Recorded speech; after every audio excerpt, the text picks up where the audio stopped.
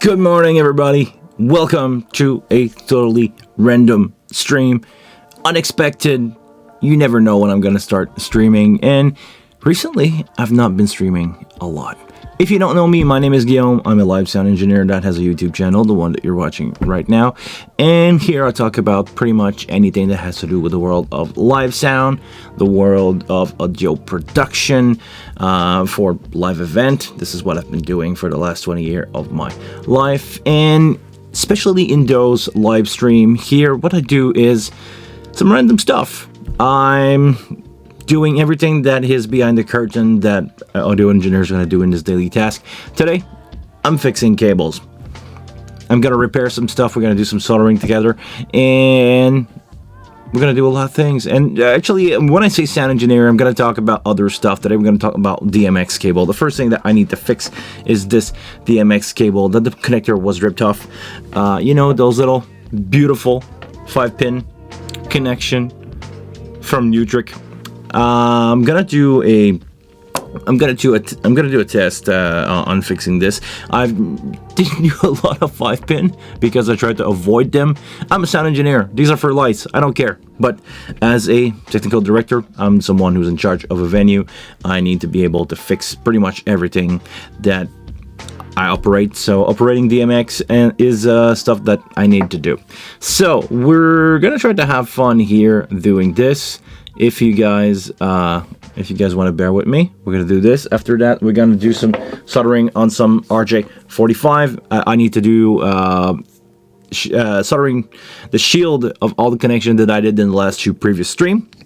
This is one of the first cable that I made a few days ago with this new kind of RJ45 Cat6 cable, and I didn't solder any of the ground wire on these because you don't need soldering wire to do these connections. The RJ45 parts, all you need to do is to crimp them. So we're gonna do some soldering on that. Stick around. We're here to have fun, enjoying a coffee, enjoying some background music, enjoying some talking, enjoying life. It's all about the journey. It's not about the destination. This is a right-handed mug from my beautiful friends from Don's Famous. This one is it's a bit old. I probably need a new one. Actually, this one was retired. I have a shelf where I put my old mug, the one that have a sentimental value to me. This one was retired, and for some reason I decided to bring it back. So we'll see what's going on here. Let's see if the front camera is working today. Yes, it does. We're gonna fix some cable. We're gonna fix especially this one here first. I don't know if you guys ever fixed DMX cable, but they are a little different than XLR. First thing that we're gonna do, we're gonna put on the boot, the bottom of that connector here to close it up. And don't forget about it like I did on the stream yesterday. Getting one of my connection almost done and not working. This one, if I remember correctly, this one was cut by me on a job for a specific reason. I needed to have a bare connection to a device, so I cut this one. So we should be not too far off. Part of the job is already done where I have the shielding of that cable already soldered here. Basically what you do is you open that screening around the cable that act as a ground wire. You rip that off, you twist it together. You had a bit of soldering on this. Maybe we can refresh that a little bit. And after that, we have, you know, those cables. We have a solid white, we have a solid blue, we have a white and blue, and we have a white. DMX connector have 5 pin 1, 2, 3, 4, 5. I don't remember the order. It's 1, 2, 3, 4, 5, and it's only because it's written on the connector. Can you guys see this? There you go. Oh yeah, that's a great view of that. So I know for a fact that pin 1 will be ground, pin 2 will be or data plus, 2 and 3 will be data plus and minus, and 4 and 5 will be other connection that we're going to use for not really transmitting any signal, because only some device make use of the pin 5 and 4. Because most devices only work with 3-pin. Basically, the MX is working with 3-pin if you really want to. Actually, some devices work with 3-pin connector. You can just grab a regular mic cable and it's going to work to a certain extent. Microphone cable are not as good quality to send out signal as other kind of DMX cables. So they have different impedance. So basically, this cable, this 5-pin Digiflex, is a better type of cable than the regular mic cable, if it's made for DMX. So this one, I know it is. It says DMX AES-EBU on it, meaning it's not the same impedance as the other mic cable. It's gonna work pretty much in every situation. I had issue in the past where if you use really bad microphone cable on 3-pin device, where it's gonna give you a problem, but most of the time, man, it's just working. So let's build a connection. Now you're gonna ask me a really good question. You got 5-pin here, you got 5 connector here, 5 cable. How do you know which one to solder where? Well, lucky enough for us, we're gonna just open up the other side. We're gonna open up the male connection of that wire, and we're just gonna check out what is where. We're basically just gonna copy what's going on here. Let me move that cable retainer out of the way. Oh, come on. Somebody's been picky this morning, right? There we go. Okay. That's out of the way. Gonna move the boot out of the way. We're gonna open up our connector and we're gonna see what's inside here. All right. So we got our pin 1, 2, 3, 4, 5. Hold on. Can we see that? Camera doesn't want to focus, but you will have to bear with me. I'm going to use my little screwdriver here to point you guys. So we have the first pin here, which is the ground. No problem with that. After that, we're going to have pin 2, which is going to be our white solid. Then pin 3 is going to be our blue solid. And pin 4 is going to be white with a blue stripe. And pin 5 is going to be blue with a white stripe. I don't know if it's hard to tell on camera or not, but here it's fairly easy to see.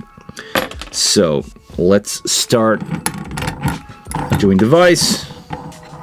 Actually, before that, hold on. I could crimp that here, but I want to prep my cable first. So let me grab my beautiful cutting and triple action skinning tools. I'm gonna prep these cable correctly. The solid one seems to be fine.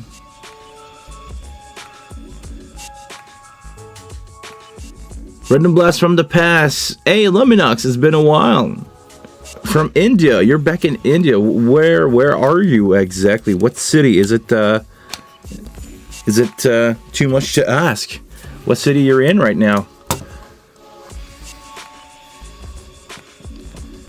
India. I've never been to India. It's actually a country that I don't know much about. I love their food. I love Indian food, but I don't know much about the culture there. This is not something that I did not have the pleasure to meet a lot of people from India and had conversation with them and know about their culture. It's something that I probably need to do. I love everybody. Come on, let's be honest here. I'm really easy to deal with, and I like a lot of different cultures. So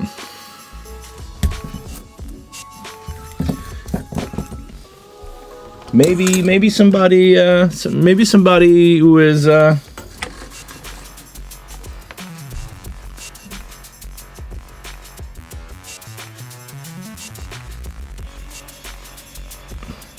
Bangladesh. I'm okay. And you know, we're not back in Denmark. Okay. Well, welcome, man. It's been a while. I'm really happy to see you. Now, if you never soldered before, it's not that hard. I'm having my soldering iron here. I'm using a run-of-the-mill Weller that I can probably show you here. Really good, affordable soldering station. I had that one for probably 10 years, and it served me really well. You don't need much to do soldering. I'm using lead-free solder here because it's just fine for what I do, and I'm just gonna thin the wire. Meaning, when you're soldering, you don't want to try to make bare copper fitting inside your connector. You want to pre-thin, like like I have on the connector here. Can I get that on the camera? Yeah. You see that there's already some solder joint applied here. I'm gonna clean them up, but the connector itself is already filled with solder. It's not empty. And actually, I have some piece of leftover wire from before I ripped the cable off. I'm gonna clean that up. You know, basically it's not the same thing as doing metal soldering, in the sense of we don't want the metal to glue together. We want to use we basically want to have lead-free soldering on both parts, and we want to join them together. That way we don't want to fuse the connector and the copper together, which is the different part when soldering metal. You know, when you soldering metal piece together, they are melting together. Where here we use the lead-free soldering pretty much as glue, as really hot glue. I'm fixing a DMX cable if it's not clear. Yesterday I did some RJ45. I'm making a RJ45 snake for my Pro 1 kit. I have 2 console with a pair of DL231 going out on the show for a couple years, and because I will be the one operating these on the road, I decided to not go empty-handed and running my own snake. So I have my brand new 5 pair of RJ45 Cat 6A. I know it's Cat 6, but judging by the spec that I read on the Midas website, it should be good. And judging by the fact that I've been using a Pro 2 for a year with a Cat 6 snake that was provided, and I didn't know about. It was provided by the distributor when we basically got the Pro 2 at OVTech. And we've been using it for a year, and it's been rock solid, so.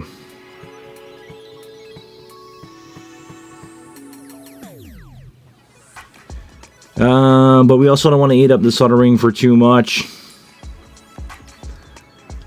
or for too long. Will result in a cold soldering.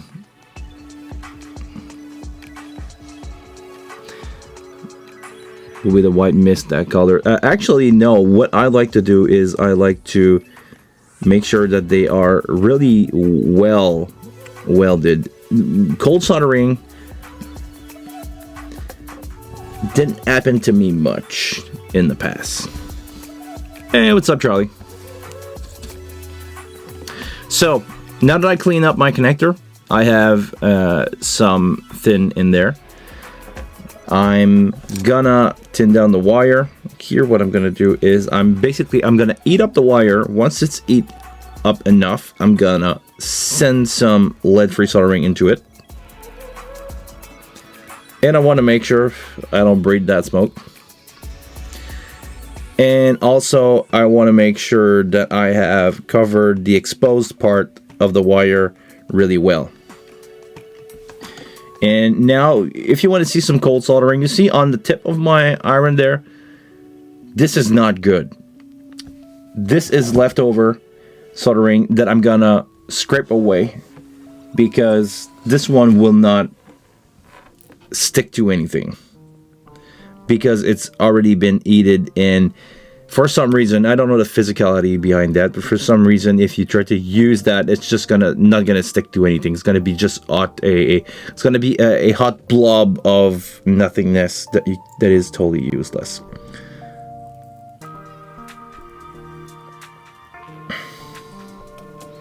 Oh, don't stick to each other. Don't stick to each other. All right. Woo. So I'm gonna do this. All right.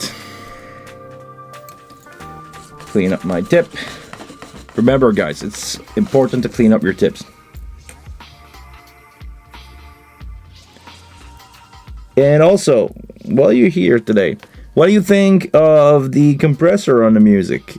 I try a ducker, because I realized that in OBS, and I didn't know that, you could have a compressor with a sidechain on it. I don't know if it's an update or not, but I didn't know about it. And now I'm using basically a sidechain for the music. So if I talk, the music is lower. If I stop talking after 1 second, music is back up. Okay, so that's good. These two are a little too long, and as you can see, I did not do a perfect job. I heated these wires too much, and the protective skin on it just went out. But it's going to be fine for soldering. Let's go for that.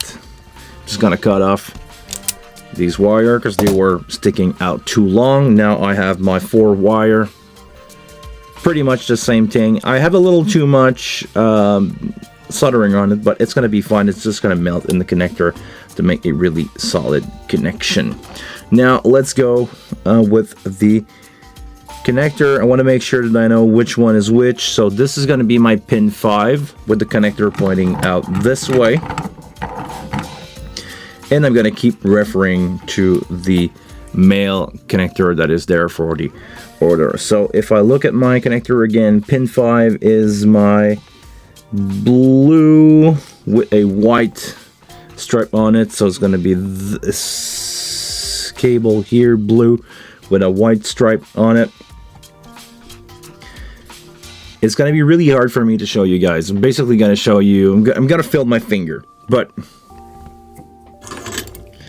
I'm gonna move that away. I'm gonna mix up my wires. There we go. And I'm gonna heat up the connector a little bit. I'm gonna do my best to show you. I'm gonna heat up the connector a little bit, and once it starts melting, I'm gonna push in the connector, and I'm gonna holding it for a few seconds. And after that, I'm gonna let it go, and I'm gonna let it cool down. So, heating my connector. Okay, that's good. Sending in my wire. I'm gonna push down on the wire. There we go. Oh, don't move. And I just burned the tip of my finger here. Oh, damn it. Okay, hold on. Okay. And I left some solder here on my finger. Ow. Ouch. Not cool. Don't do that. Okay, so now I need my white and blue. So white with a blue stripe on it. I'm gonna get that ready. I'm gonna heat up my connector again. Pushing down on my other. All right. And basically, as soon as I can get it in a little bit, and I just bring my soldering iron on the side of the wire. As soon as I touch the copper wire with the thin on it and the connection, because the connector receiver is already hot, it just melt right away, and I can place it where I want to be, and I just remove the iron, let it cool down, and that's going to be it. So after that, pin 3 is going to be my white. So I'm going to heat up my connector again.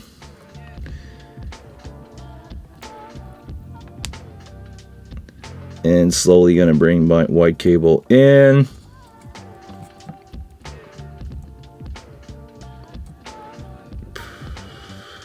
You don't want to breathe that smoke. And we're good. Some leftover stuff here that I need to take away. Some cable left over. I'm just gonna add a little bit of soldering to my connector. There we go. Hold on, Luminux. I saw your question. I just want to go into detail into this.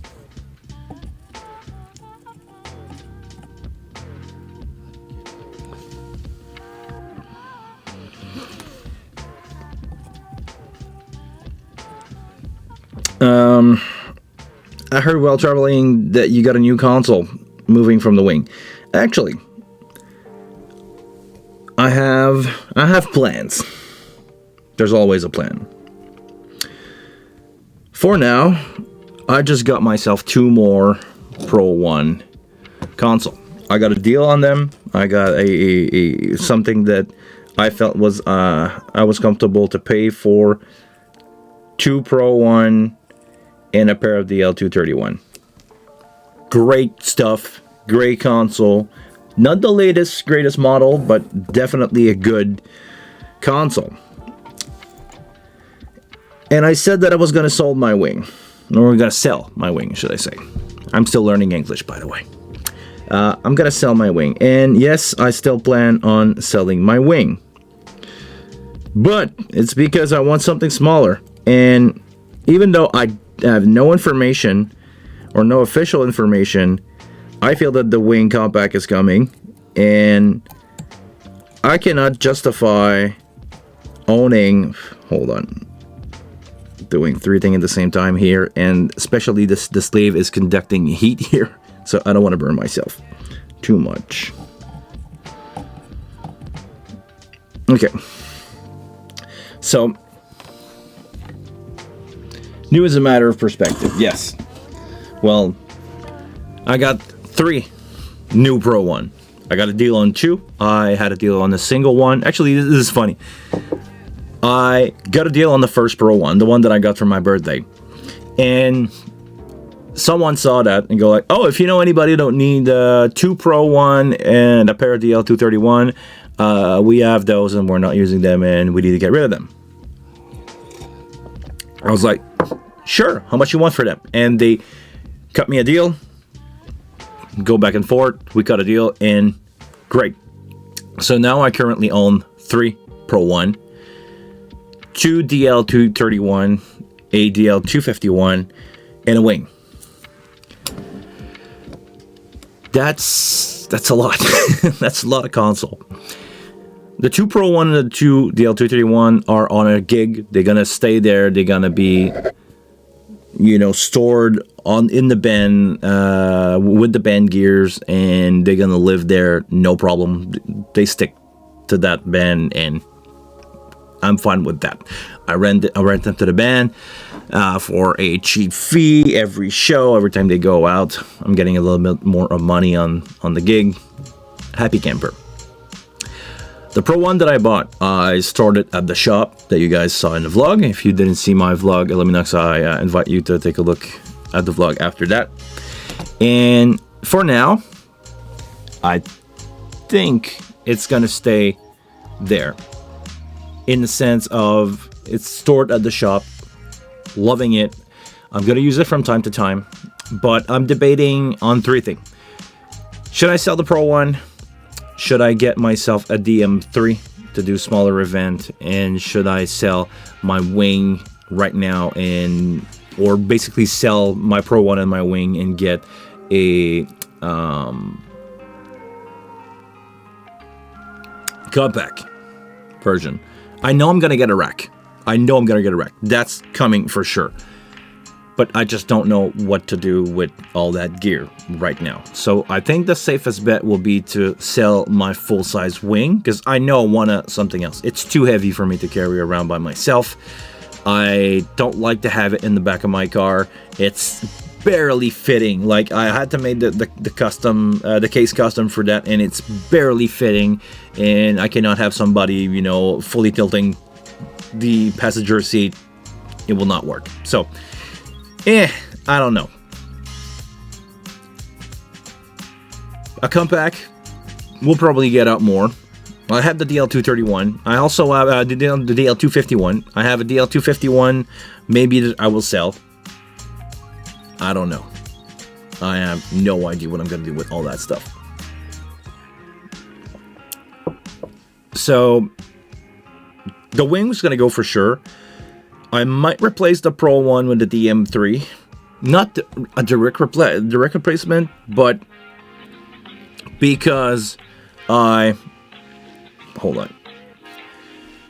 Because I have the need for something small. I don't know. And maybe the wing compact is a better way to go, feature-wise. So, I don't know. I'm still debating. It's still up to debate. So, let me take a look at this while then this has cooled down. So, we have the connection here. As you can see, the ground part is shorter, and I did that on purpose for a reason. On purpose for a reason? Doesn't make any sense, right? So, I want to make sure that if anybody pull on that plug, it's not gonna, not gonna try to break the conductor here. It's gonna try to rip the ground off, and the ground is the strongest because it's a bunch of screening here that is really solid. It's made out of, I don't know which metal, but it's definitely not copper.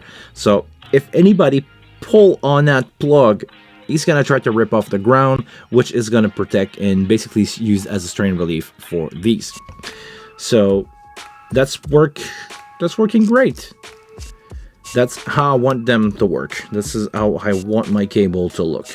I know it's definitely not the greatest soldering job on earth here, but soldering used connectors sometime is not doing a perfect job. So that's going to be it for now. This cable is considered good. Actually, I will need to test it, but visually inspecting it, giving me a good idea that it's going to work. I'm just gonna close it down. New nitric connector where you have the boot sliding in, not sliding out. And I'm gonna just close down here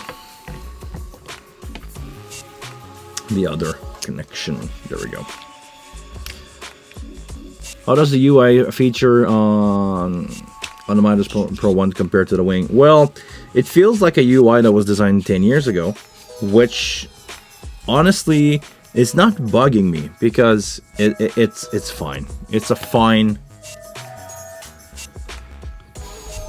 UI for what you want to do with the console. And the thing that bother most people with the Pro Series is the amount of feature, but for the kind of band that I'm doing, it's an old-timer, a band from the late 90s.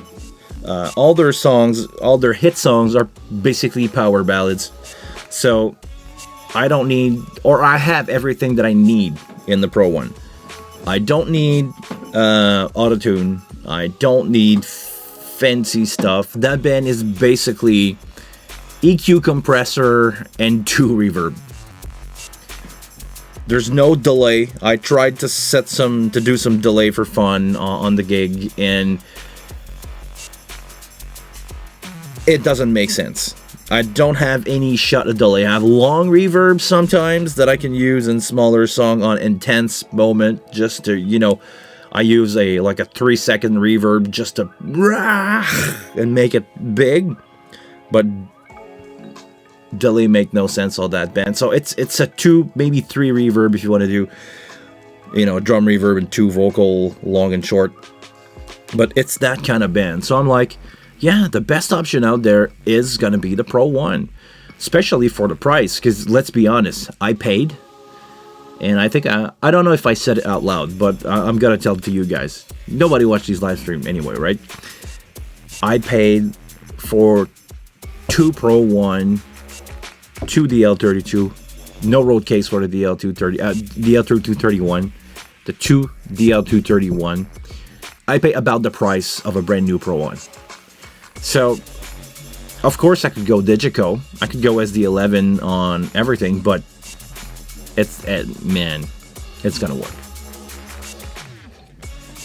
Pro 1's gonna work. Definitely good. UI is not the latest and greatest, but again, it's always a matter of what you're doing. Like, this is the reason why I want to get the DM3. To do broadcasts. Like, or to do smaller event. You don't need more than the DM3. Or you could justify, but it has everything. It fits in the backpack. It has Dente. It has USB. It's at 16 physical preamp. I mean, what do you want? That's going to be more than fine. It's going to be more than fine. Okay, now let's get to some RJ45 connection here. Let me show you guys what I'm doing. So we have the drain wire. If you remember when we built our RJ45, this is the foil around the cable that we split open and took out our connection, split that out, bring it basically back to the side, twisting it together. And what we're going to do now is I'm going to apply some tin. Stable improvement is not really a word that people use to describe the Pro 1, but they're working just fine, to be honest.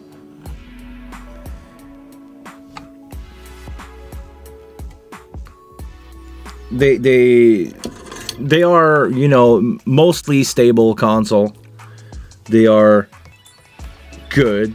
Power supplies sometimes give you problem, but I'm gonna be honest here and say that I live in Quebec, so I'm lucky to work with the best and most stable and most green power in the world. Electricity, I mean, those of you who... Oh man, I don't know what's going on here. My soldering iron is not hot enough. I'm doing a mess. That's not how I want my things to go here. Hold on. Hey. What's going on? Okay, let me cut that off.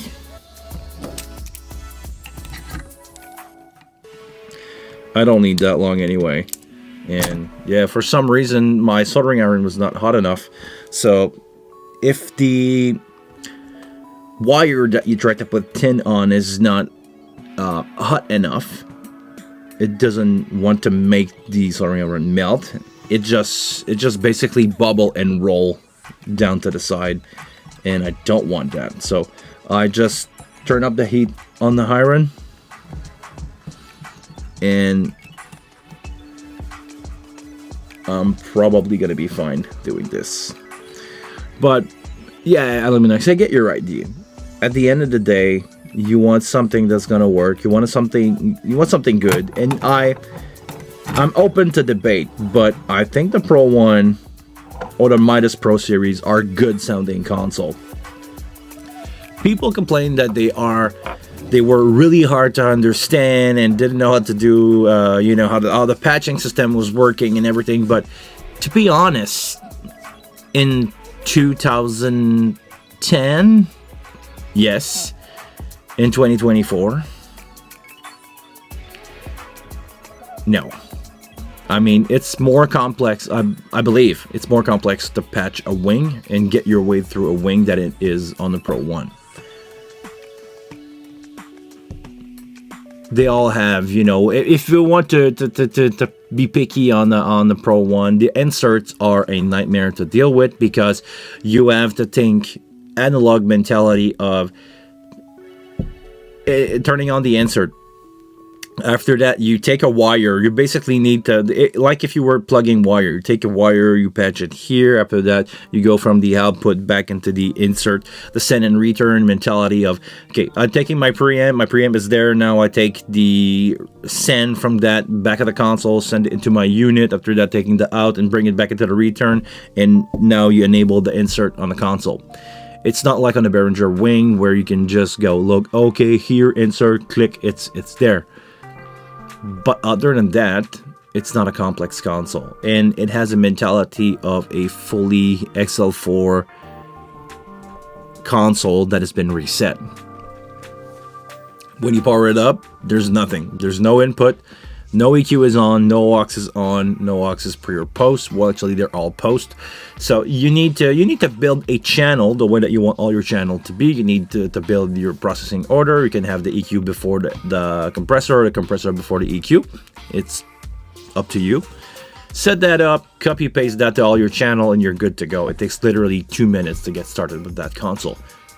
I know it. Somebody told me how to use it. And yeah, if you didn't know that, it could be hard. And I get it why some people failed, using them at the first time that they saw it. But nowadays, no reason.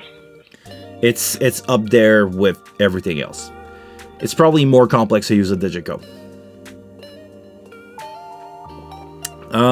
Done with the van Autocamper. Yeah, well, actually, if you're talking about the one that I sold a few years ago, yes, I'm still looking for one. Actually, I'm going to see one tomorrow around 1 o'clock.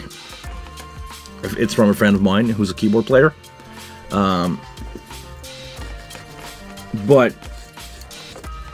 yeah, I'm not done with that. I'm still thinking about it. Oh, come on, hold on.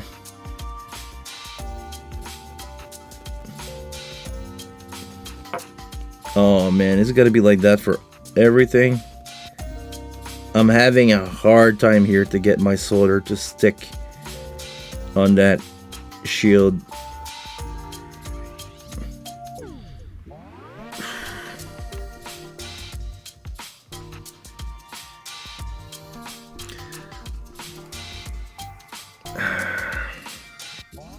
Hold on. But yeah, I basically want to... Oh, you're so behind time. Where have you been for so long, man? It's funny because I was thinking about you the other day. I was like, hey, there's some people that's been a while since I've got news from them, and you're one of them. I was thinking, hey, what's up with this guy? He's been away. Okay, we're gonna have a problem here. Man, okay. That's the fun part of being on tour, right?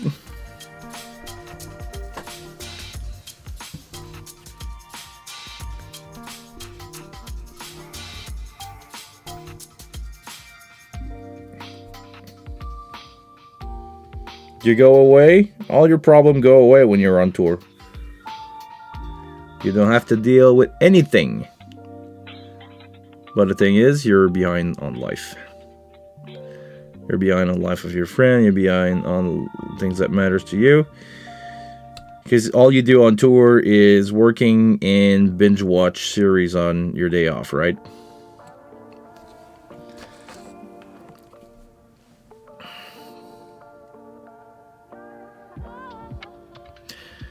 What's your take on the sound quality between the DM3 and the X32? After using the DM3 last week, I would say it's a great sounding console in the sense of I didn't find anything wrong with it. It was really Yamaha, so really clean sound. But I was not in a situation where I had a decent PA enough to judge the overall quality. All I'm gonna say is singers and everybody in here were really happy with the tone, so I'm gonna go, okay, sure, everybody in there here were happy, so I'm gonna say it's a good sounding console. Versus the X32, I mean, it's probably better. Probably, because it's 10 year newer and it run 96K if you want to go into that debate. But I don't see... Oh, come on.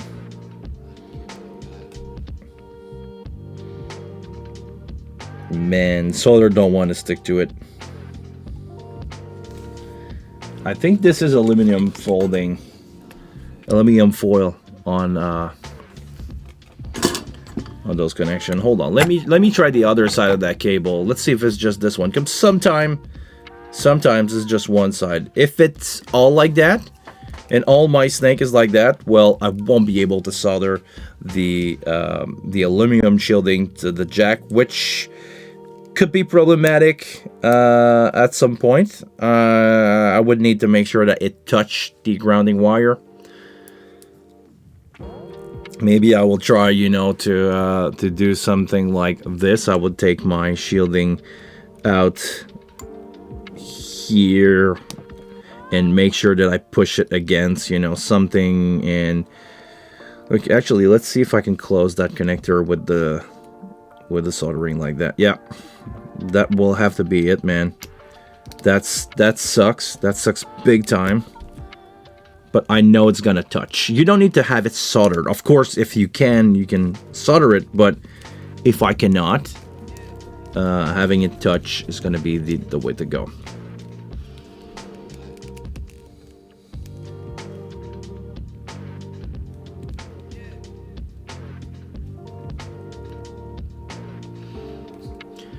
So, Christy, to be honest, I think it's good enough for me to invest in one. I probably want to have, something like that in my inventory, in the sense of it's a great sounding console that fits in your backpack.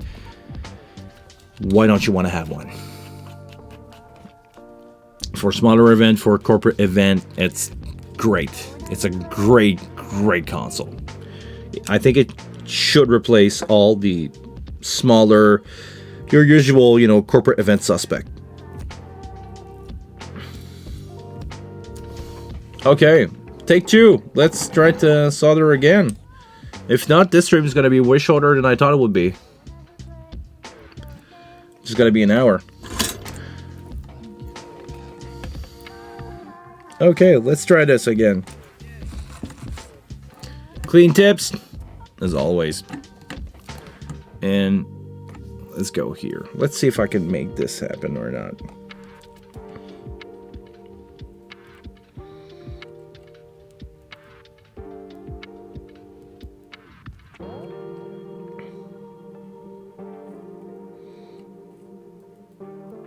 No, not at all. You guys see the bubble drops on my table? I'm heating up the wire here.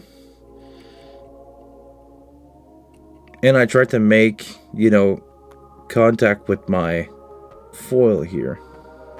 My solder here. And no, it's just bubbling up. Even if I don't have the right tool for that. All I'm doing is a mess of soldering blobs. So I'll have to go with the plan B, which is not this. That sucked.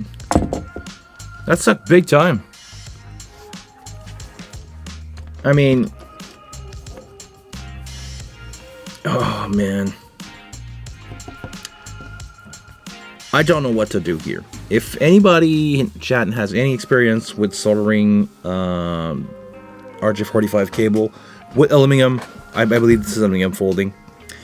For some reason, it doesn't want to stick. The solder that I have doesn't want to stick. Maybe I need lead-free. Maybe I need, well, actually, this is lead-free. Maybe I need leaded solder, or maybe I need something else, but this is not happening.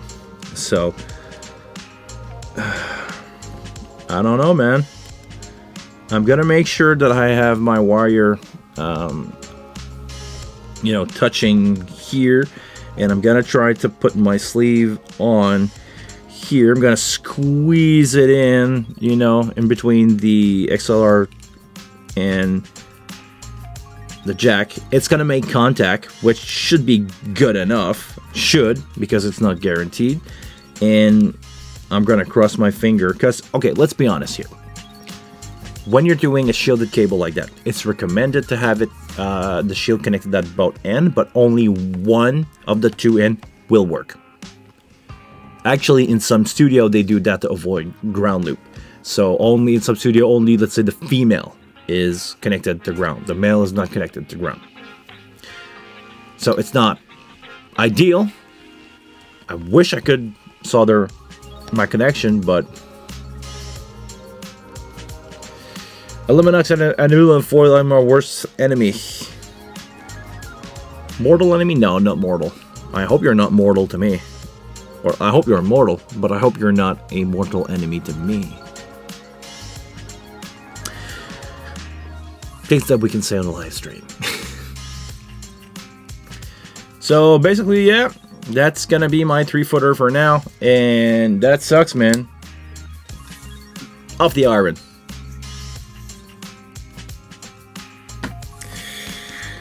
This one will be a keeper for me. Well, actually, I needed to do some more 5-footer RJ45, so we're gonna do that. So we're gonna get rid of all that stuff. We're gonna let the iron cool here.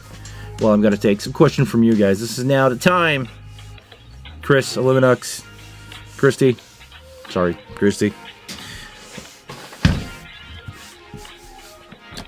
Christy Aluminux, it's your time to shine. The chat is yours. Well, I'm scraping up my desk here that I should not solder on too much. I don't think that piece of wood, that piece of bamboo would like having solder blob on it. And I would need to wash that too, because this thing is toxic if you heat it. So I don't want any particle of that getting on my finger and eventually, you know, touching my face too much like I'm doing right now. Gotta wash that away. Alright. So these two are good. That's gonna be there. Coffee.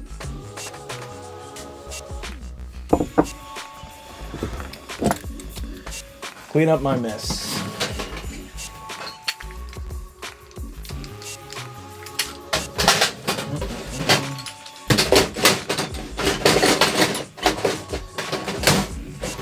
It's crazy how those IKEA drawers are so useful in a studio context. I had those for a year, and they just fit a bunch of stuff so perfectly. This is the iron cold enough? Yes, it is. Okay.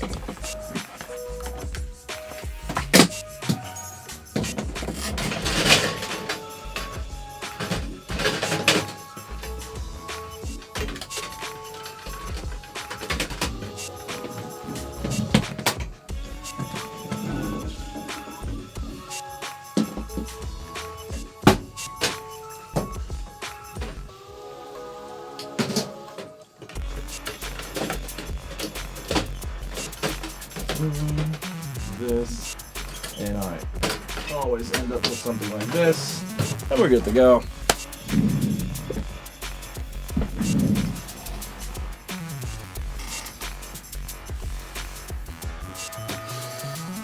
What's up, Rolf? Oh, hold on. Publicity. I have to make those penny, right?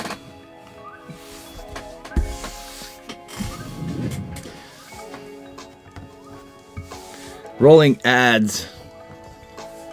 Are you guys back from the ad? Rolf Earsay first. Hi, Rolf. It's been a while, man. I'm not doing the Monday live stream anymore. Well, I do, or I try, but I'm busy working. And this week, I won't be able to make it too. I'm still busy with work on Monday. Maybe I'm gonna try to do one tomorrow morning or Monday morning. So Rob said, I got a hold of a Flow 8, and I know you have one. Can you tell us about your experience with it? The Flow 8 so far has been a really cool device in the sense of it's a really compact, it's a really fun thing to have around. I don't like the fact that you have to connect it via Bluetooth to your phone. I would rather have a wired connection. You can, with the new Mac, you can connect it on a M processor Mac and run the app, because every M Mac can run the iPhone and iPad apps. So you could run an iPhone app on your Mac and have it over USB talking to the console. That's a good thing. But I don't like the overall Bluetooth thing. But other than that, it's a fine, cheap, affordable console. It has EQ, it has compression, not the most complex compressor, not the most complex EQ. Well, actually, you have 4 parametric on every single channel, plus a low cut. So it's more than fine to do the kind of gig where you're going to need 1 to 4 input and 1 left-right mix and maybe 1 or 2 monitor. It's a great... Basically, if you're debating between the XR 12 or a Flow 8, it's basically aiming at the same target. Thinking about it, I should maybe sell my Flow 8, because yeah, also I have a Flow 8, because I need one. Maybe I should get myself an XR12, really cheap, to do like 1 or 2 microphone. Or what's the smallest one? Hold on, I need to check on the internet. What's the smallest XR? Behringer XR. Behringer XR12, is it the smaller one? And it has 4 microphone preamp, and okay, more quarter inch, so more quarter inch. But it's basically the same thing. It's basically the same console, or same feature with a different UI. I think I would go with the XR12, to be honest, if I have to choose again. Or how much are they on Amazon? It's the same price. Okay. Is it the same price? It's really close. $420. Go figure. So the XR12, I think, will be my option if I have to switch, because this is also something that I'm debating. Should I sell my Flow 8? Not that it's a bad console. I mean, I like the fader. Even if they are a little hard to run, they are good. Eliminux, gotta run. Was good saying hi. Always a pleasure, Eliminux. See you, man. So yeah, basically, I like it. It's fine for doing what I do. Like, most of the time, I'm using it for my cheerleading show, because twice a year I go play DJ on a cheerleading show. It's 1 microphone. 2, I'm switching between house music, more my background music, and 2 1/8 inch for cheerleading teams to perform. So they show up with their phone, connect them, blast that into the PA, turn it down, MC, background music like I have right now, lo-fi hip-hop, talking stuff. So it's great for that. It's a 4-channel console, 4-channel, 3 stereo and 1 mono. Great for that stuff. Great for small event. If you are a single musician and you need to have something really small with fader on, and you want to use, let's say, your iPad to do music chart in front of you, and you want to have a small console on a stand, awesome for that. But it's the UI that is fine, but I'm more used to the XR, and I think I'm taking a decision right now. I think I'm going to sell my Flow 8 and get an XR12 instead.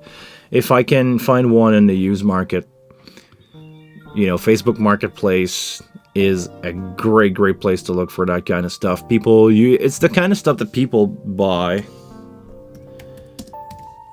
and they're not using, and after that they're gonna sell it for half price. Someone is selling one for $600 in Montreal 6 weeks ago. Yeah, no joke. 6 weeks ago. And it's beat up. Okay, well, I'm not gonna show you pictures of that, but I'm gonna take a look at that and see if I'm selling my Flow 8. And I think, yeah, it will make sense to me. Getting an XR12 with some small router will do the job for me. I prefer the interface of that. But it's a matter of choosing, do you prefer fader or do you prefer more complex? Don't quote me on that. More complex feature of the XR12. Okay, so let's do some RJ45. Gotta bring the whole kit back again. But But this time I'm gonna go quick. I'm not gonna label them. I'm just gonna do 4 connector.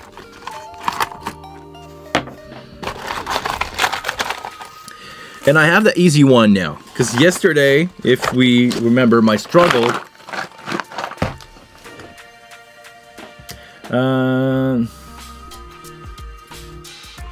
yes, that's true. That's true. The USB thing is not there, or the multi-channel USB thing is not there on the XR. But honestly, if I have to record a band, one of my friends got an XR18 if I ever need, and if I need something bigger, well, I got my wing.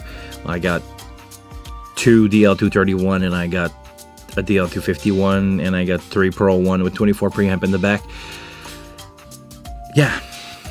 If I need to record, I have other option. Also, yeah, I have a 4-channel Odeon interface, because at some point I thought it was a good idea to buy myself a ID4 or ID44 from Odeon, because this one has 4-channel and it has insert in the back. So if you want to run straight line, bypass the preamp and go straight into the converter, you can do that. If you want to use the preamp with a compressor, let's say that you want to record some, you know, clean, good vocal, you get an outboard compressor, set your gain, outboard compressor, 1 or 2 come, make it happen, it's gonna happen. Roger, what's up? Welcome to a totally random live stream. So, yeah, I think I'm gonna be fine using an XR18 for those small events. No, XR12, not 18, XR12. Okay,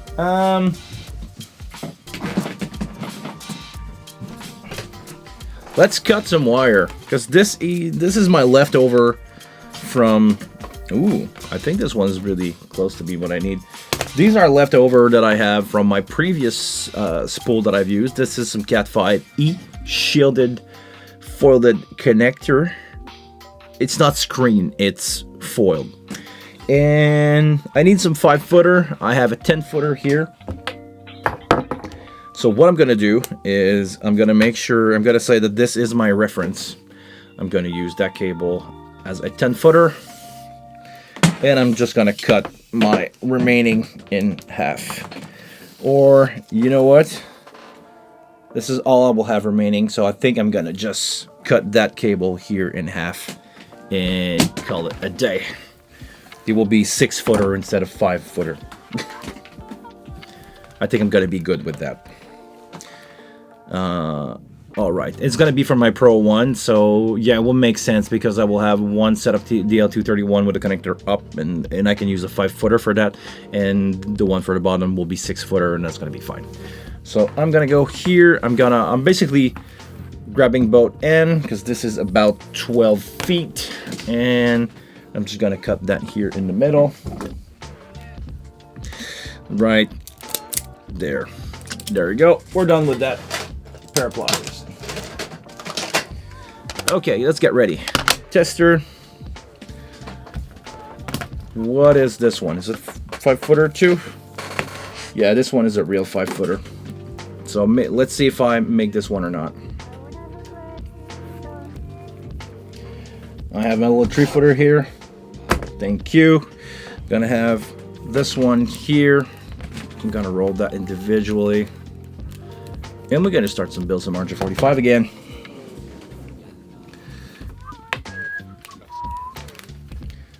That's good. I'm gonna get rid of that one that we just fixed. I'm gonna re-roll that. And we're good.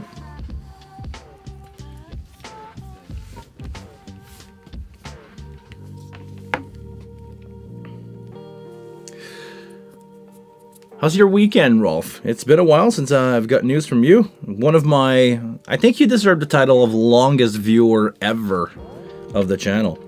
You're there pretty much every show. You're there all the time. I really appreciate that, my friend. It's always a pleasure to see familiar faces coming back. Oh, hold on. I think I've already pre-cut these at 5-footer with that's the one that I had before. Oh man, I just destroyed a perfectly good cable. Because this one was... Is it? No, it's not. Okay. Because I have almost two 5-footer here. I'm not going to use them. I'm going to use the 6-footer that we just cut. And I have extra... I will be able to make some patch cable if I want to. And now with my new connectors and my new tool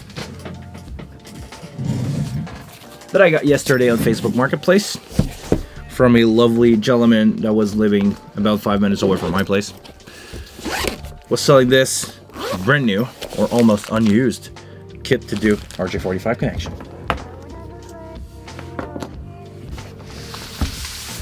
Let's do this. Let's build some RJ45 connector. We're gonna use like I did yesterday.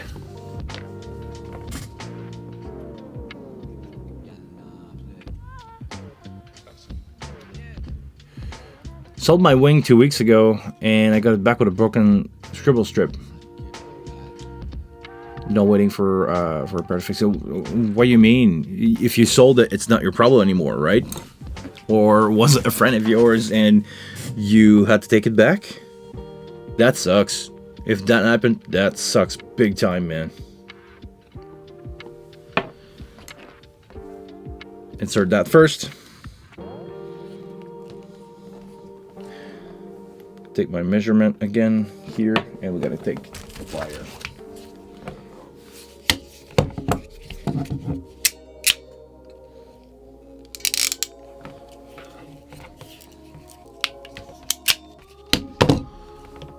Oh, wrong camera.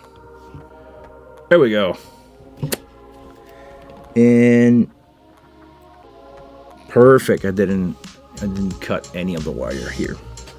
Yeah, these ones are harder to work with, if I remember correctly.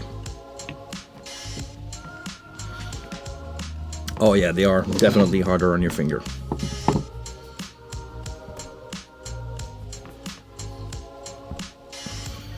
Just gonna untwist those pairs.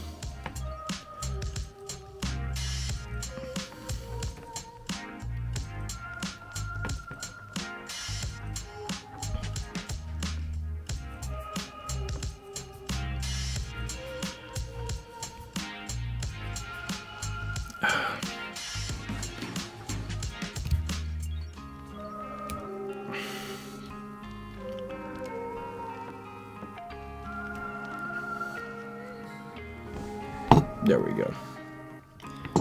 The tighter ones, the tighter pair, are always a struggle for me. I don't know why. I'm trying to untwist them, and they're really hard on my finger because you need to yank on them. They're really hard.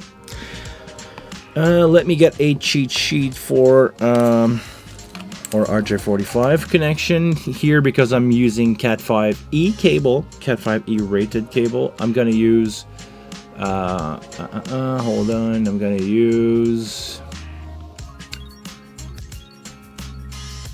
B connection. So I'm gonna start with white, orange.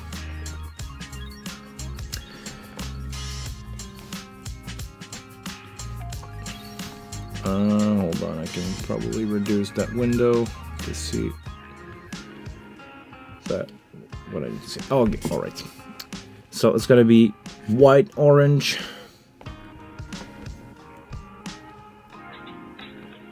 white, green, the blue pair in the center. So solid blue, white, blue. Oh yeah, this one's definitely harder to work with. And after that, we're gonna have a green.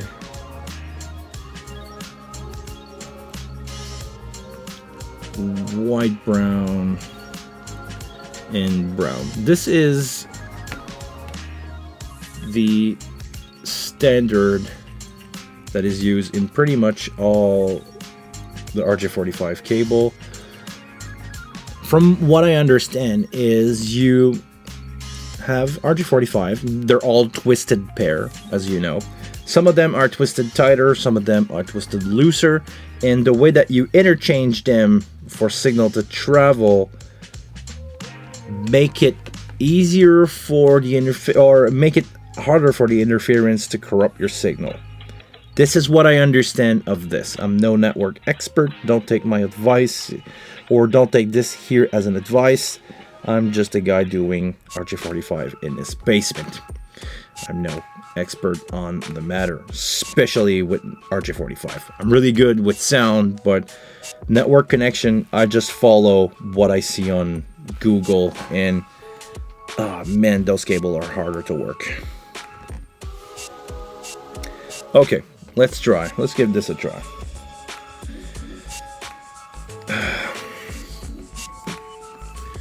They are not solid core. They are stranded, but for some reason they are way harder to work with than the red wire that I had here. Those were butter smooth to work.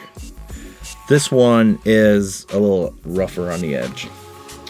Okay, so I realigned my blade here since yesterday, and we'll see if this is cutting better than yesterday.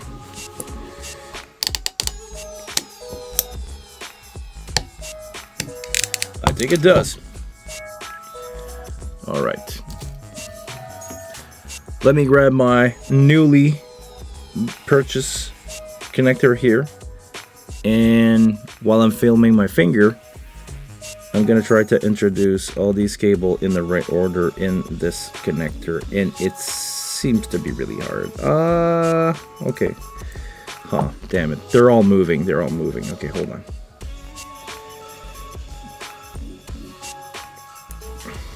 Okay, I think I got it. They are way easier to work with than the other connector, and we're gonna check our pairing here.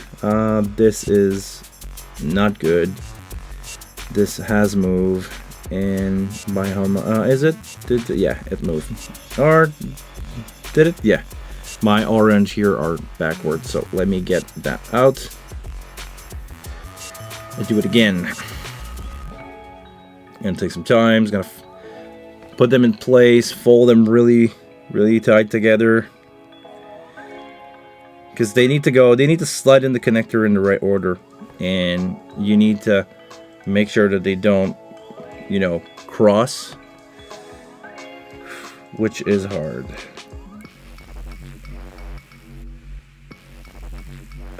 Nope, not again. Okay, hold on.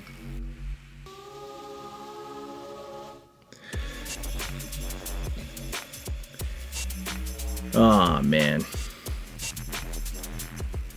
I prefer my other cable. Let's say that I'm really happy. I'm done with this spool. This is the last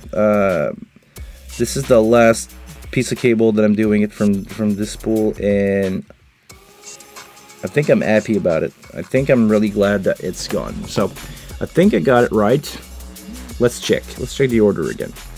So we got white, orange.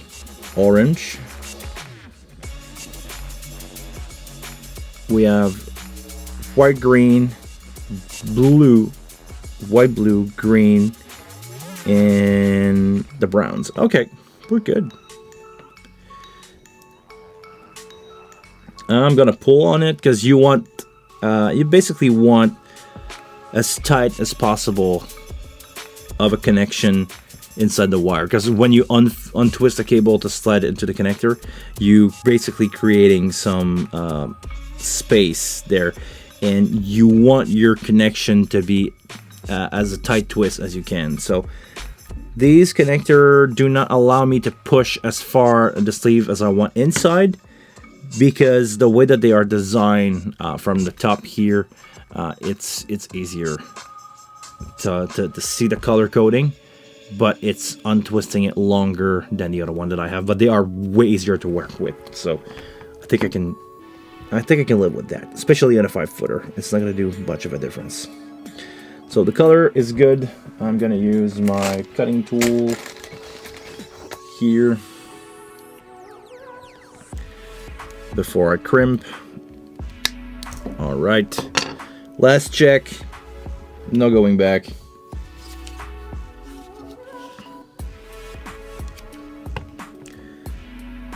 Oh, come on.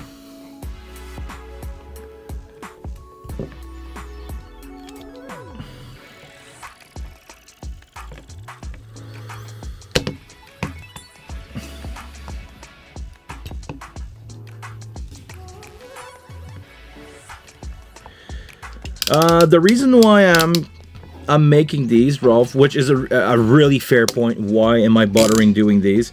Is because I have the cable and I want everything to match. This is the same. You know, I had to do a practice run on that new cable that I just bought anyway.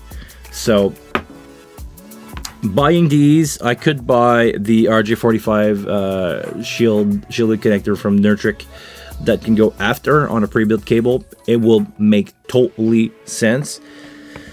Totally more sense to do this, but because I have them, because they are left over, because I want my name to be on it, even on these, I'm not gonna put my name. But yes, you're definitely right. You should not do what I'm doing right now. You should just go out and purchase some pre-made connector or pre-made cable with shielded connection. Those are basically called patch cable. You can get them for a couple bucks. But because I want everything to be uniform, I want everything to be the same as my snake, I'm doing it. But it doesn't make any financial sense because you need to buy a connector anyway. Totally agree with you. Don't do what I do, kids. I need to hold on. A thumbs up. What the hell? Is it Apple doing this? A thumbs up? Ugh. Man.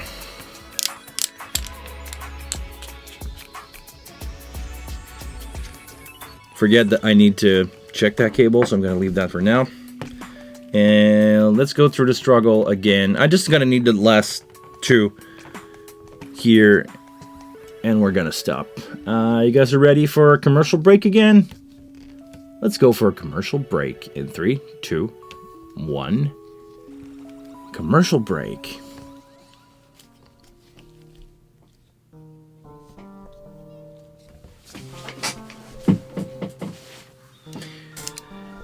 What kind of ads do you guys get?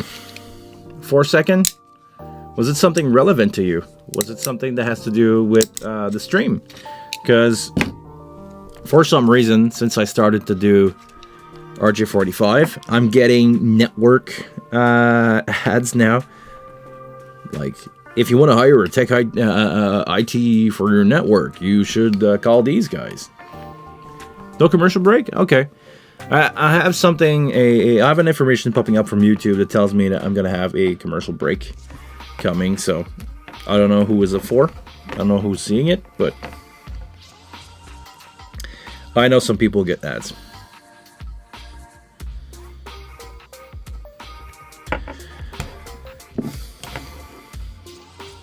So, what are you guys up to for tomorrow? I'm doing another live stream, but not for me. I'm doing it for a client.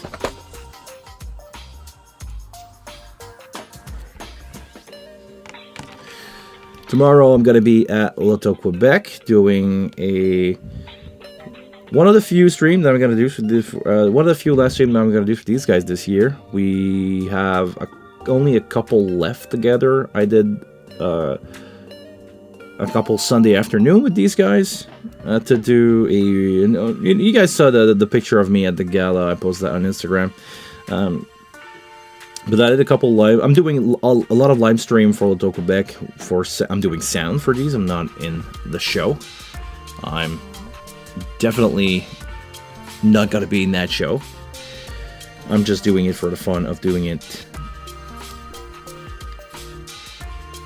sound-wise, because I'm no studio guy, but I apparently know enough to do a really good stream on Twitch. And yeah, tomorrow I'm going to be live at Loto, Quebec, mixing the, again, last few shows I'm going to do with these guys this year. We have 2 more shows on Sundays, and after that, in July, I have Comic-Con with those guys.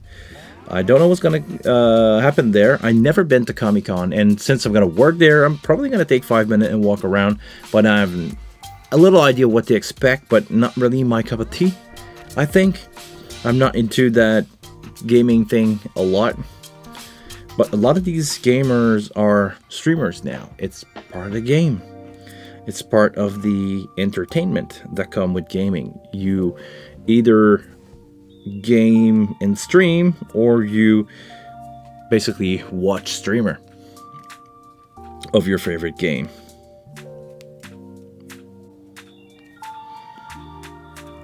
Oh, man. Those cables are so hard. Okay.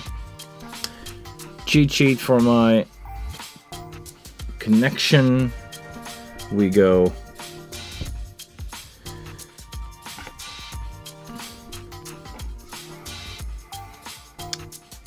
white orange, orange, white green, blue, white blue.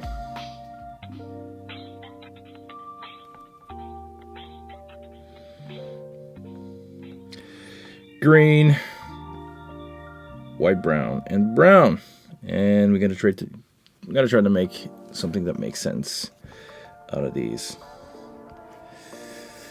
But yeah, Rolf, the more you're saying it, that I should not do these by hand and just get some pre-made cable for this. Yes, it's definitely worth it. Actually, I just bought a pack of 24 6 inches or 15 centimeter cable, and I was like, yeah, it's $40 for 24, but is it worth it when you consider the cable, the plug, the everything? Yeah, not worth doing it by hand. All right, man, they are hard. Okay, let's do this. Do I have the right order here? Yes.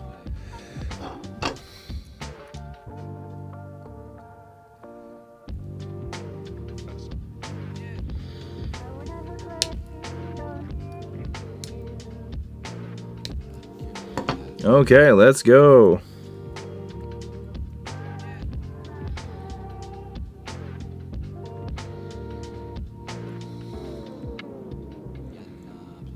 Oh man, they move a little. Now the white orange doesn't want to go in. Come on, such a pain.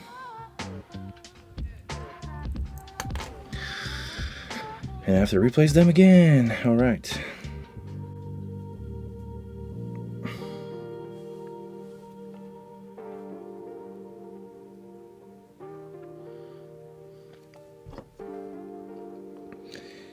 In other news, Ralph, you got a X32 core with the intention to use with a DL150, 153, I guess you have the 16 input and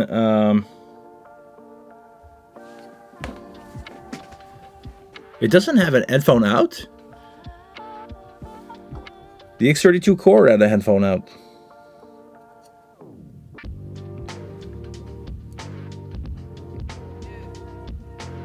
But I mean, I get it.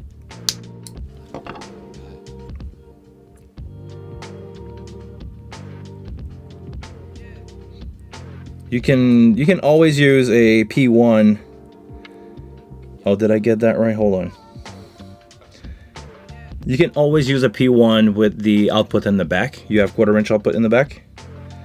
A P1 is not that expensive, but I get it that on other console like the X32 core, you had a preamp, you had knobs. I know on the Midas one you don't have much of that. Sorry, I'm just checking my pairing here. No, it's not good. All right, let's do this again. I hope you guys like the struggle, right?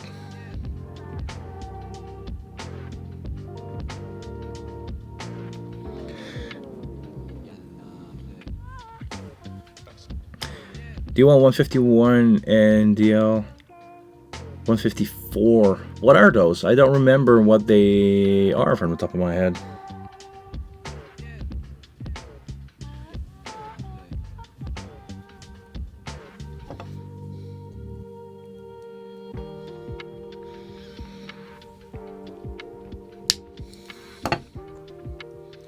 I know the 153 is a 16 in, 8 out.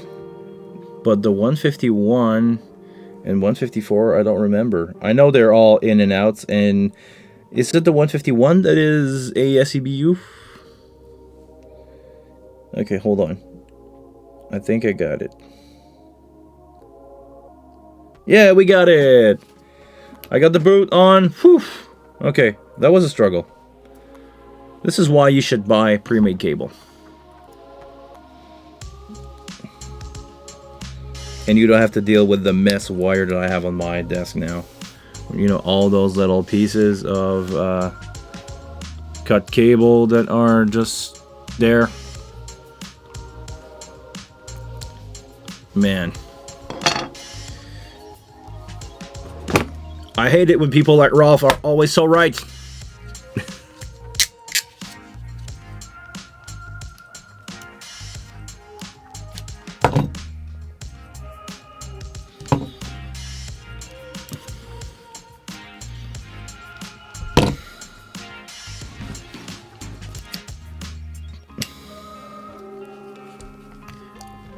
Are you ready? Let's go.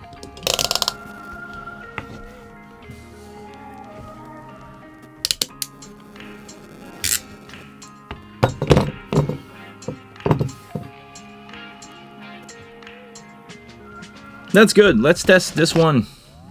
Let's bring out the tester and see if I made it right or not. I hope I'm right. I don't want to do this again. It's a pain. Let's go. We're gonna see it together.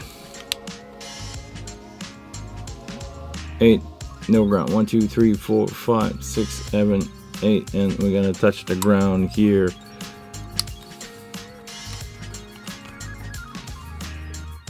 Ground is good. All right. All right, we got it. We got it. Got it. See? I'm as good as the pre-made cable.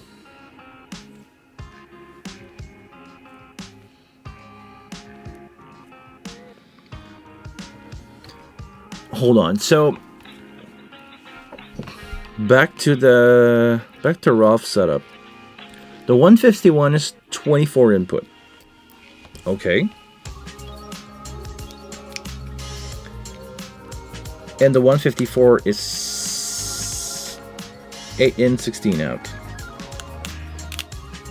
Okay. Interesting. I wonder if, money-wise, is it cheaper than buying a DL251? For the same result, I mean. Is it cheaper to buy a DL251?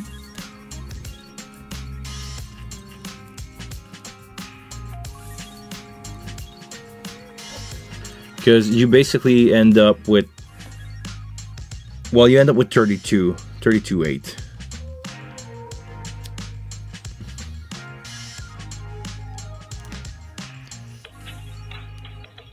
Okay, you add it use. Well, but it still makes sense, especially for a core, to use that. The only thing is, you're using both AS50 port. But you can use USB from the X32 card. And if you need to add something, you can use an X32. You can use a different card in the core. So, okay, makes sense. Cable done, guys. One more to go, and we're gonna stop the live stream after that. I'm gonna test these with AS50, basically.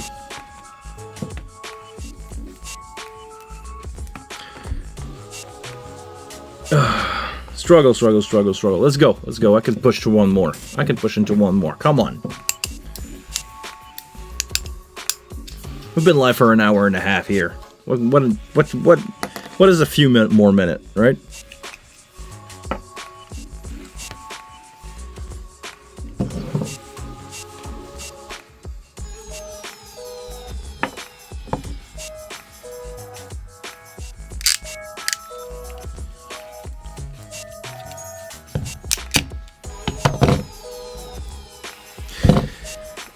my finger hurts.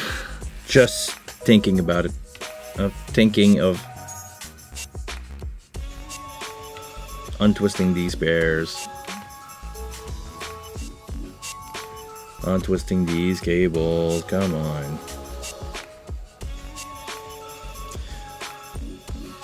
But it's not that strange of a setup, Ralph, to be honest. The DL251, the DL151 with 24 input, that's a big plus. Like if you, let's be honest, most of the time you don't need output on stage. So if you were to drop, let's say, a 151 next to a drum, makes total sense. You drop that next to a drum and you have all your output on your other one at the console, and you just patch your wireless and stuff that is not on stage there, and all your in-ear in the back, and you have 16 out. But I think it's the perfect setup for an M32R. Seriously, you made a great choice there.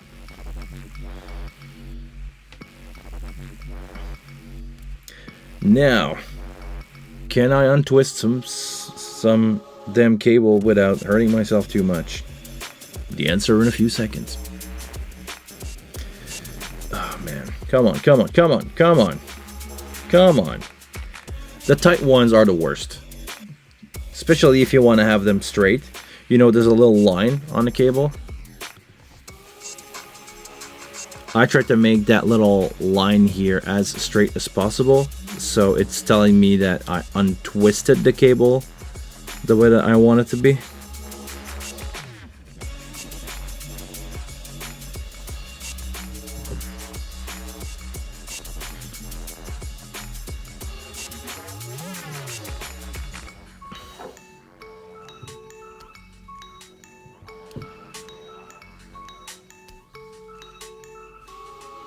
There we go. I'm gonna do the same thing for the blue one. And we're here. Sorry, I'm missing on subject here. I've been live for an hour and a half talking and answering your question. By the way, if you have any question, feel free to leave them in the chat below. This is why I'm here. While I'm working on some stuff, I like to take a break and answer your question. This is how I build this YouTube channel, and this is what I enjoy. Live sound engineering is my life, and apparently I had to turn into a network tech to just follow up with the trend. Live sound now is more network and computer that is ever been, and it's gonna keep going this way. Computer, well, actually everybody is mixing on computers now, let's be honest. No, like the only band that I think still tour with a analog console is AC/DC. I think they have an XL3 or XL4 or whatever that their engineer feels like using, and that's about it.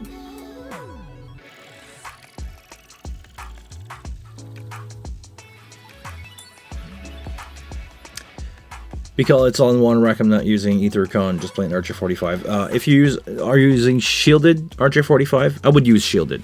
If you don't need EtherCon, but I will honestly use shielded. I almost forgot about that. Okay, let's do this. Let's do the back of the connector before I forget. Of course, shielded. Okay, good. Yeah, as long as you have shielded cable, I mean, the EtherCon part is just for protecting the connector and to basically prevent you from ripping it off the console, because that little, otherwise it's that little plastic pin that's gonna hold in. Nope. This is no good. I don't want my show to rely on that little plastic pin. I'd rather my show to rely on this. Okay, cheat sheet.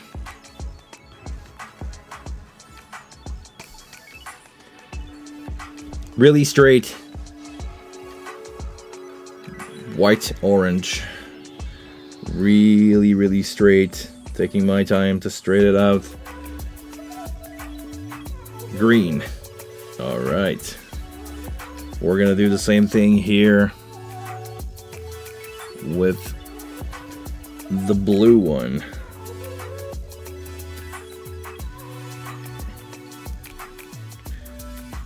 Blue and blue.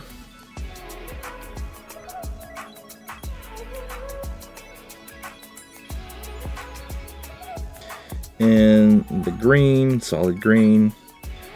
After that, we're gonna go white and brown.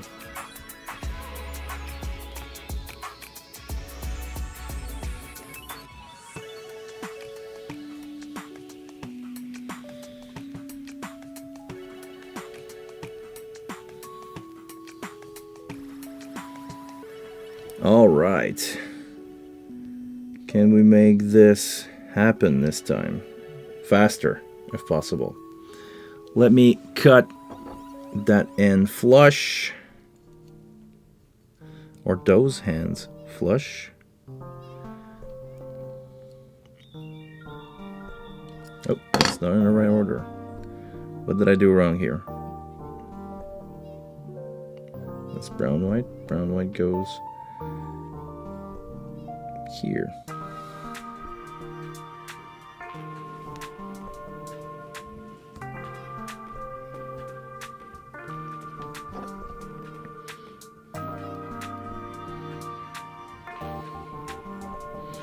There we go.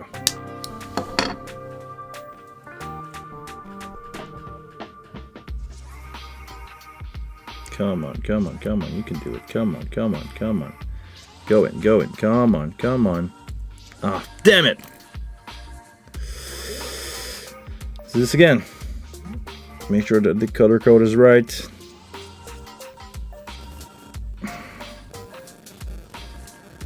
Maybe I'm cutting them too short. Maybe because I saw guys online like using like that long of cable. And you see, I took it from further behind. It was way easier. So maybe I try to cut them too short, or I don't leave enough cable for me to work. But I want to get as much as possible out of my cable. So let's check the order: orange, white, orange, green, blue, blue, white, green, brown, white, and brown. That's good. Let me try to put that in the crimping machine. And we're almost there. There you go. Let's cut that out.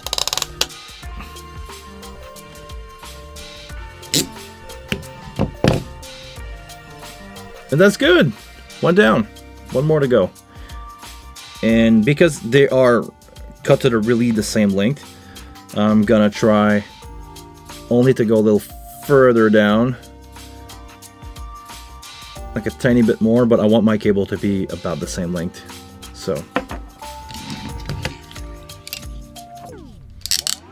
I don't want to cut too much out of the sleeve.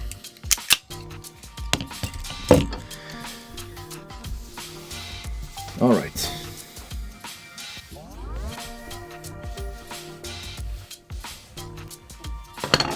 One more time, like Daft Punk used to say.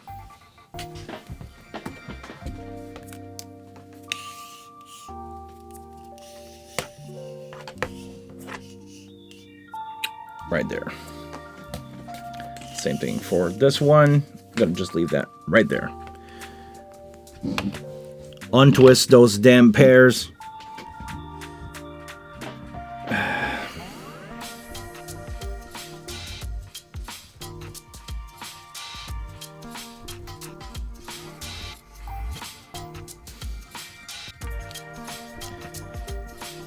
And there we go.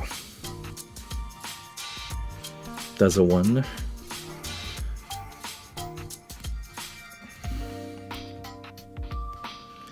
There is a pair number two.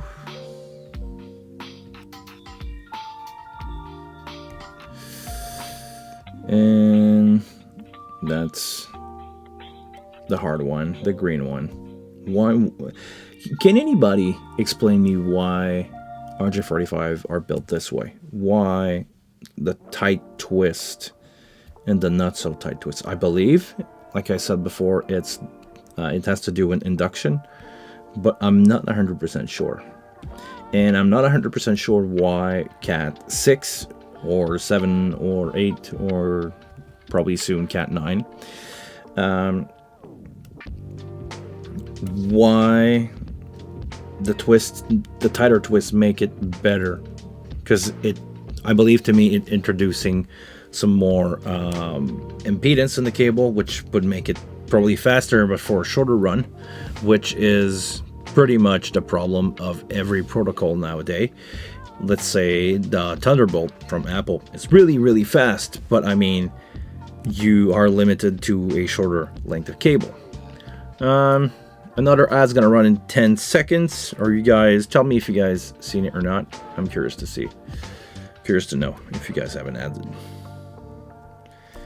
All right. Ads, and let's go for it one last time. Cheat sheet is up. Brown, not brown, orange, brown. Good morning. Brown, green. I need my blue, white, blue. Monsieur Patrick Gilles Maillot, how are you today? 4 seconds ad. Rolf, thank you very much. Bonjour Patrick, j'espère que tu vas bien. We're almost done here doing RJ45 cable and soldering and suffering the soldering that you missed about an hour ago. There we go. And now my suffering is soon to be done, or to start, depending on how difficult it will be to place these wires.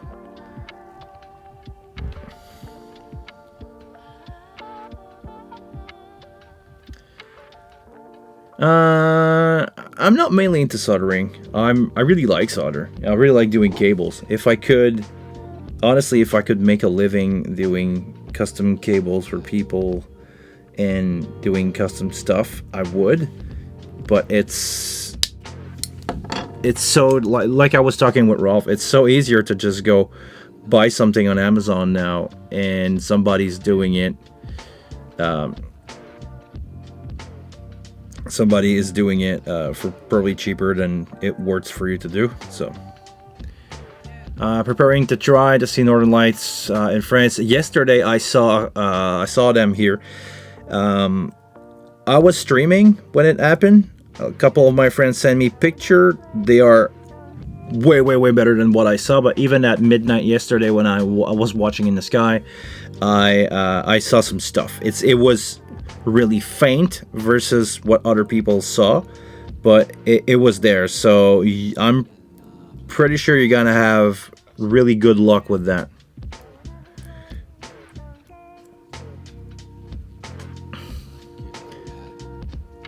Are you in the northern part of France now? Well, actually, where are you now? Because I know that you were in the UK for a while.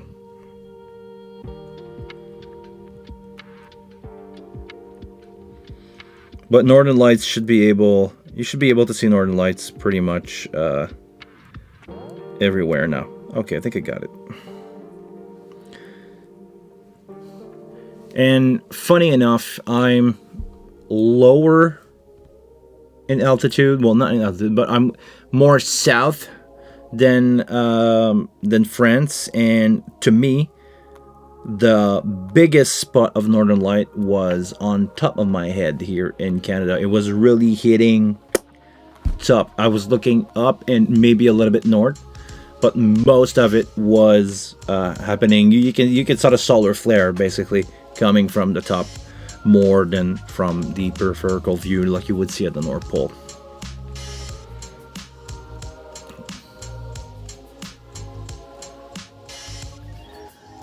It's better into a smartphone because at night, smartphone will do a longer exposure, so it will amplify that picture that I saw or I took on my phone yesterday was about 3 to 4 times brighter on my phone than what I was really seeing. So yes, using a smartphone or using a camera, if you guys got a really good camera, like something like the stuff that I'm using for the YouTube, probably worth taking that out, setting up on a tripod, and go with really long exposure. You will get some pretty cool picture, and especially because they're moving a lot, they make a longer trail on your picture, so they look 10 times better. Let me see what I did here. Is that good? Yes. So yeah, Northern Lights for everybody in the world. You don't have to be in Canada to see them, or north enough to see them. Especially the Americans are freaking out because they are way too much south for that usually.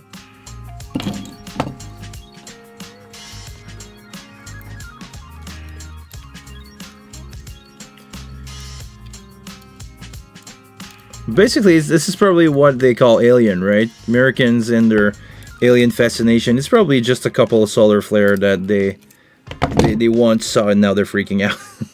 No, I'm kidding. Let's not go into the alien debate.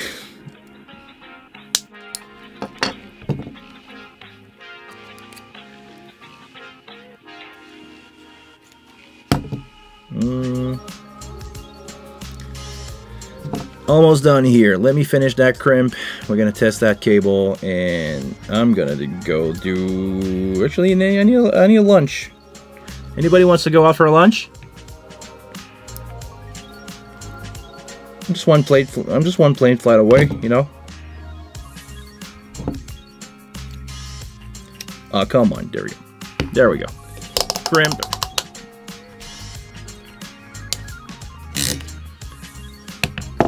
No, here it's 1:30 in the afternoon.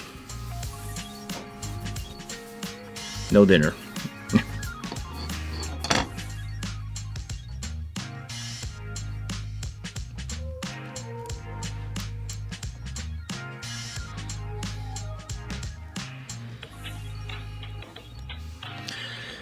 All right.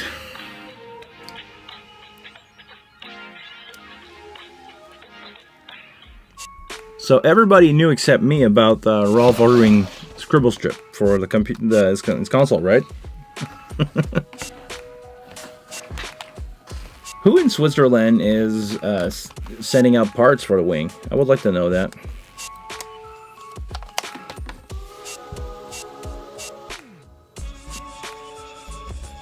One, 2, 3, 4, 5, 6, 7, 8, 9. I'm gonna touch ground. I know it's gonna work. So that's it. This one is considered good.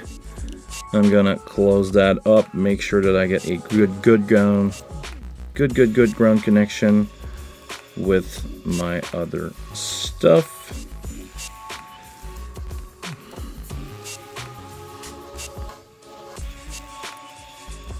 I'm missing that little retainer here.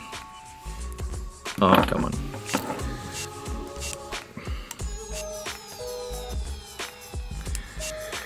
There we go. This, doing something like this. Make sure that it's gonna touch. Make sure it's gonna touch my shielding part. This one I can probably solder if I really want to. But not for now. For now, it's gonna live the way it is, and I think it's gonna be fine.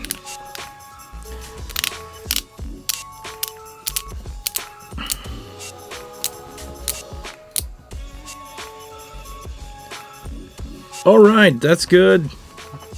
One more to go. Just need to close this one.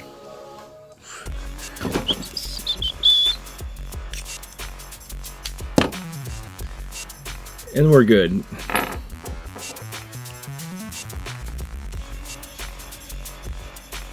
€100, including shipping for a Scribble Strip? That's pricey, no? I mean, I understand that they're not broadly available, but I think somebody is trying to make some money here.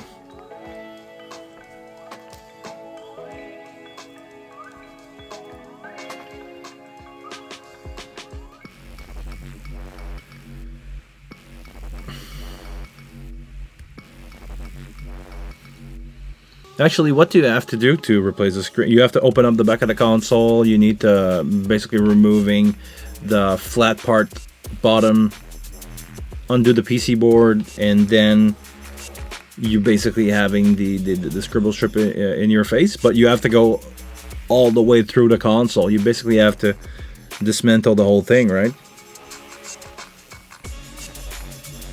You have to take it apart all the way.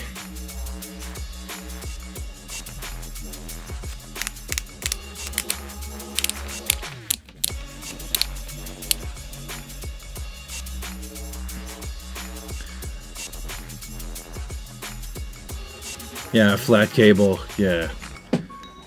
You don't see one, you try to lift something and you go like, why is it? And you rip it off.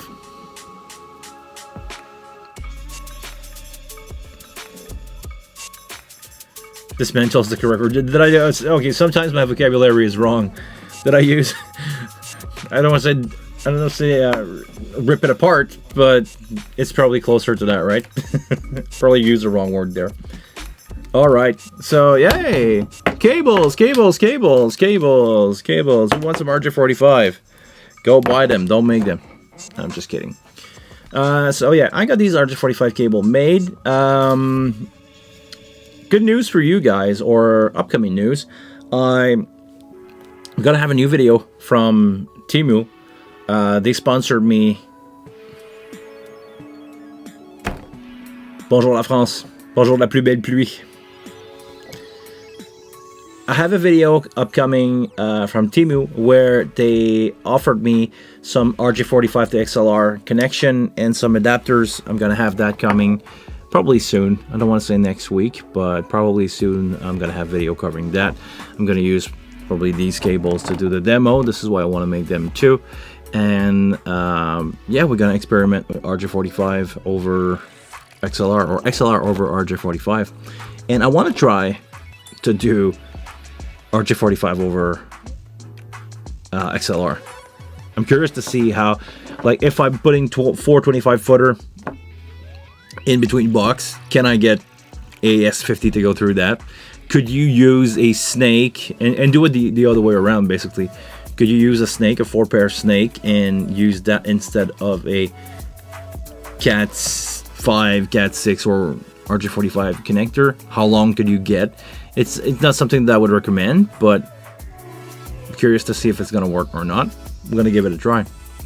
So I've been going for way too long here, doing just some random stuff for about 2 hours. Okay. Yeah, I'm asking for trouble, but I'm gonna say, do as I say, not as I do. And I know it's not gonna work. Not for a long cable, but I'm curious to try. Like to see, can I get a sync? Can I get a stage box, or can I get two consoles to talk to each other? And right now we'll need to check. I don't have a stage box in my house anymore.